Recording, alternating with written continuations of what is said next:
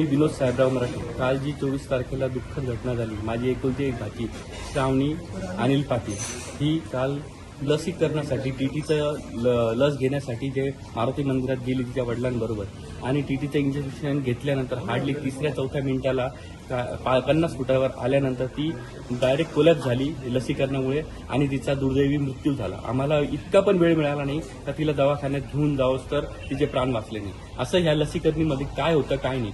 आणि काल संध्याकाळी पीएमच्या ठिकाणी जेव्हा विचारण्यात आलं एनएमसीच्या अधिकाऱ्यांना तर त्यांनी तेव्हाही खोटं सांगितलं. काल रात्री न्यूजमध्ये पण आलंय का ही शहरातली तिसरी केस आहे. ही तिसरी केस असून सुद्धा अजूनही त्यांनी त्याच्यावर कोणतीच ऍक्शन घेतली नाही आणि यांचं लसीकरण सर्रास चालू आहे.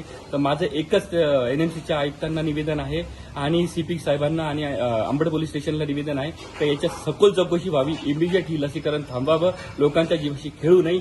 माझी एकुलती एक भाची गेली हॅन्डस्पोर्ट तरी याच्या पुढे बाकीच्या लोकांशी यांच्या जीवाशी खेळू नये आणि याच्यात जो कोणी दोषी असेल तर ती लसवाले असतील किंवा देणारे असतील ते हे सगळं त्यांनी फाइंड आउट करून तोपर्यंत लसीकरण थांबावं. आणि माझ्या भाचीला मात्र जर त्याच्यामुळे मृत्यू झाला असेल तर ऍटलिस्ट तिचं जे काही कंपनीचं नुकसान कंपनीचा दोष असेल किंवा एनएमसीचा दोष असेल तर तो भरून मिळावा आम्हाला, हीच माझी मागणी आहे.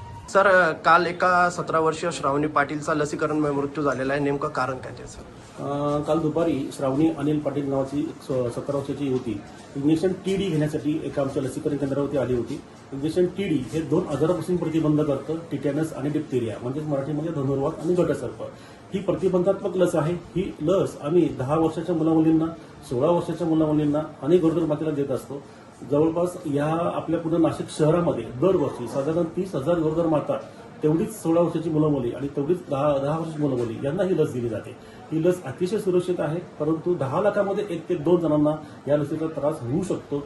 परंतु ह्या श्रावणी अनिल पाटील हिचा मृत्यू झालेला आहे याचा आमची सविस्तर चौकशी सुरू आहे. त्याच्यामध्ये पंचनामाचा पोलिसांचा अहवाल, त्याचप्रमाणे पोस्टमॉर्टमचा रिपोर्ट, ह्या सर्व लसीचे नमुने आणि ते विसराचे नमुने याचं जेव्हा अंतिम आमच्याकडे निष्कर्ष येतील त्यावेळेस आपल्याला ह्या अंतिम निष्कर्षापर्यंत पोहोचता येऊ शकेल. माझं या बाबतीत सर्व नागरिकांना सुद्धा आव्हान आहे की काही माध्यमातून आणि काही पेपरमधून काही चुकीच्या बातम्या पुढे येत आहेत की जसं की कॅन्सर प्रतिबंधक लस घेतली त्याच्यामुळे मृत्यू झाला, श्वाननक्षाची लस घेतली, सर्पदोषची लस घेतली, तर तसं काहीही नाही आहे. ही लस जी होती ती हे धनुर्वात आणि घटसर्प प्रतिबंधक लस होती.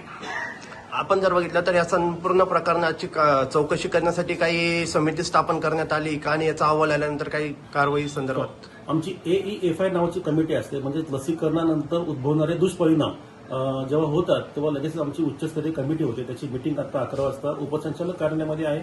त्या मिटिंगचा अहवाल आम्ही लगेचच पुणे कार्यालयात पाठवत आहोत. आमचं जे मेन पुणे कार्यालय आहे म्हणजे महाराष्ट्र राज्याचं प्रमुख केंद्र, तिथले सुद्धा अधिकारी वर्ग आता नाशिकला येण्यासाठी निघत आहेत.